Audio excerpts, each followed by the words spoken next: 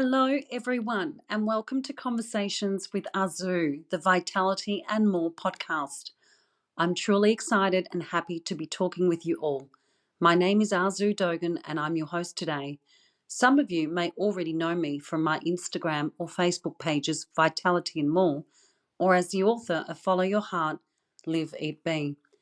This podcast is about connecting real conversations around wholeness and wellness. I share my wisdom around topics that will inspire you to make an inward journey, be curious, follow your heart to purposeful living, and find abundance within. Just a quick mention before we begin. As always, this podcast does not in any way offer medical or professional health advice, as I'm not trained in either of these areas. What this podcast does do, however, is offer a platform where we can have conversations to help guide us on our journey to becoming more whole, living a life of abundance, health, and happiness. After publishing my first book, Follow Your Heart, in late 2021, I've been wanting to share many conversations with you all. Conversations about what I've learned in my healing journey and what it means to live, eat, be, and follow your heart. I'm wanting to expand the whole essence of what Vitality and More is all about and create healthy, practical, and authentic conversations here so that you too can find alignment with life and know your why. So if I haven't said it already, thank you for joining the conversation today. I'm so happy to be here. Let's get started with this week's episode on the topic of Follow Your Heart, episode 2. Some of you may have come across my book, Follow Your Heart, Live, Eat, Be. This book is set in 3 parts. First part is dedicated to living and sharing my journey of how I learned to live my truth, speak my truth, and find joy by following my heart, my passion, my purpose. That is my inner guidance system. Part 2 is dedicated to eating and food and how changing my diet to that of an organic one and removing processed and refined sugars helped me heal from an autoimmune disease and find health again.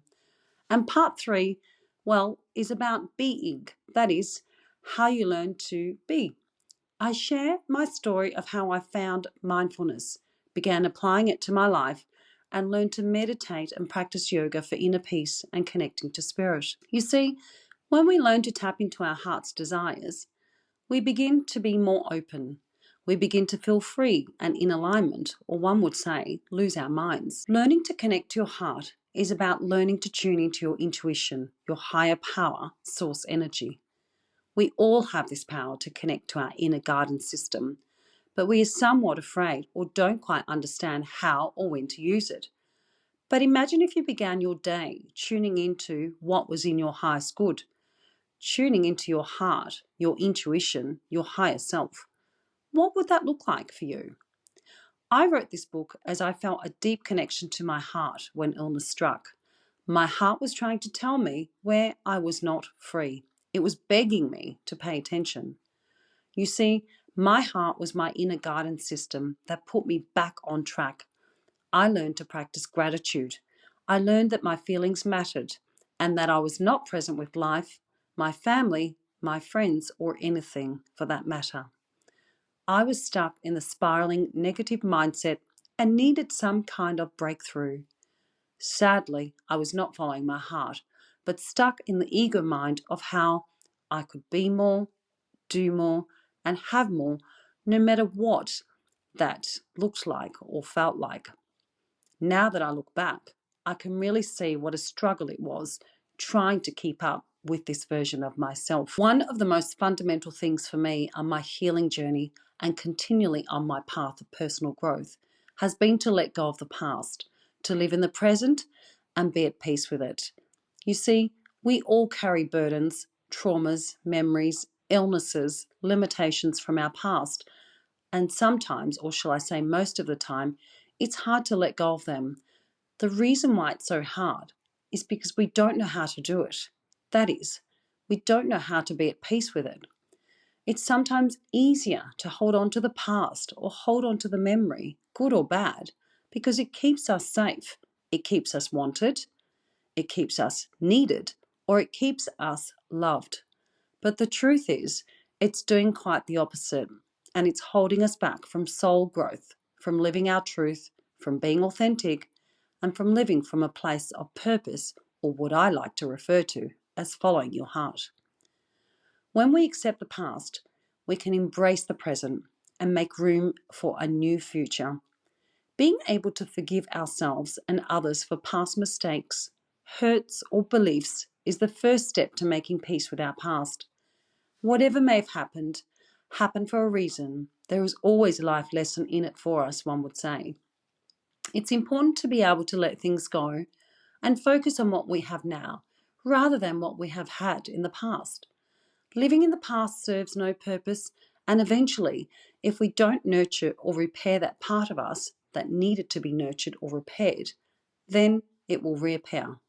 Day in and day out, most people struggle with holding on to the past and quite simply miss out on living in the joy of the here and now by holding on to past hurts.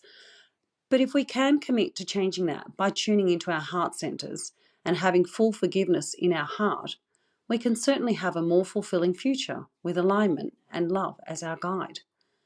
Holding on to past relationships, experiences, challenges, and adversities can be draining you and depleting you at a subconscious level, and can then manifest at a conscious level in one way or another if we're unable to clear these feelings or experiences.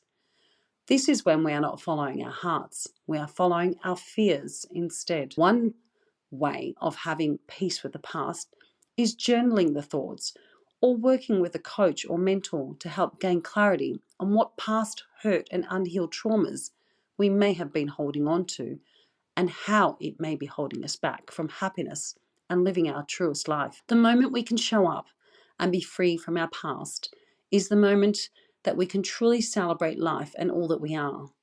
So keep on releasing the past, releasing the memories, and letting it go to have inner peace and celebrate all that you are and all that you have. When you learn to tune into your heart and not your mind, you can be happier, freer, fuller, and go deeper. We are all journeying here together. But what is the ultimate rule for life? For me, it's happiness. Because when we are happy, we are full. When we are happy, we are at peace.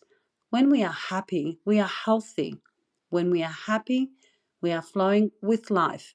And life, the universe, flows with us. Happiness is our birthright. But why are we choosing to go down the path of going against our purpose, going against our heart's desires, and going against our inner guidance systems? This is a big question, and one that probably deserves a whole new episode, right? So, are you following your heart each day? Are you following your heart when you make decisions about life, love, relationships, work, leisure, food, creativity, finances? The list can go on and on. Learning to tune into your heart and open your mind is a lifelong habit that we all should explore and master. The more you lean into your heart, your inner guidance, your intuitive compass, the more peaceful and flowing life becomes. The more alignment and harmony you have with your heart, the more that it is translated into your daily life. When we follow our hearts, we find life again. We feel happy again. We see joy in the little things. We are in harmony with life. We see who we really are. Finding and understanding your why, your purpose, is fundamental to following your heart. Life purpose activates your heart center. It helps you tune into what is in your highest good, what your heart is guiding you to follow, and ultimately what the universe wants you to have. Your heart carries a certain energy, a light, an aura that is your inner guidance system. When you meditate, you can call upon your heart, your intuition, and your inner compass for guidance. It's when you don't take on the guidance that life becomes unpleasant. It's when you don't follow your heart that adversity strikes, dis-ease occurs, or you are just not in flow.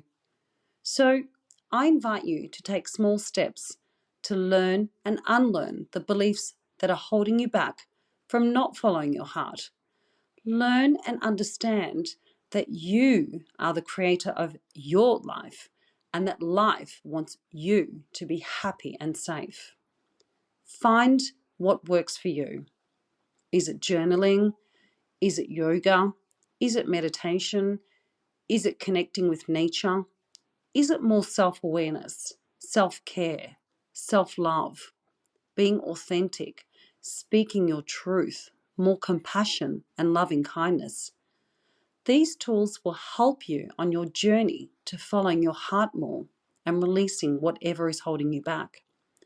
Because the truth is this: once you understand how vital following your heart is, you will learn that your heart has the power to help you grow, heal, and overcome any obstacles that you may face.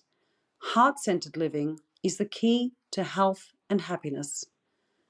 When you lean in and follow your heart more, you begin to shed the ego self and fear-based actions. You begin to flow, your energy is lifted, and you have more vitality and joy. Whilst leading from the heart may seem difficult at first, it becomes deeply fulfilling and expansive as you begin to feel, see, and integrate more love, compassion, and inner peace into your life. The heart-brain coherence is a deep connectedness that we can all experience in this lifetime. We are all worthy of harmony, health, happiness, and heart awakening by following our hearts. And if you're keen to explore how you can connect with your heart center and clear mental blocks, get in touch with us and ask us about our new coaching services. We cannot wait to share more with you soon. Let's conclude this conversation today with the knowing that you can change your life, you can improve your health, your mental well-being, and state of mind by tuning into your heart center, your intuition, your higher self, spirit, whatever you like to refer to it as. We all are infinite beings and are connected to a source of knowing, a source of divine energy. It's about connecting your mind, body for wholeness, for health, for inner peace, for abundance, love, and purpose. When the body is no longer living in the past, in the illness, the ego mind, or the conditioned and limited mindset, it becomes self-regulated and responds to a new reality, a new feeling. So go and feel it in the heart space. Go and connect to that place that feels warm, happy, safe, limitless, and abundant. This is what I call following your heart. Join me here weekly or visit my Instagram, Facebook, YouTube, or website for more inspiration like this. And if you love what you heard today, please subscribe or share with your friends and family and let the conversation expand. I would love to have you here and join me on this journey to wholeness, happiness, and well-being. Once again, thank you for tuning in today, for trusting me. I'm grateful knowing that you are listening and doing the work for your well-being and wholeness. Let us live, eat, be for a life full of vitality and more. It's been an absolute pleasure having this conversation today, sending love, blessings, and vitality and more your way. And if you're keen to chat with me, get in touch via the Contact Us page on my website or via my social media pages, and let's get this conversation growing. This is all very new to me, but feels so refreshing. I'm truly excited to see where it continues to land. Namaste, beautiful friends. Until next time.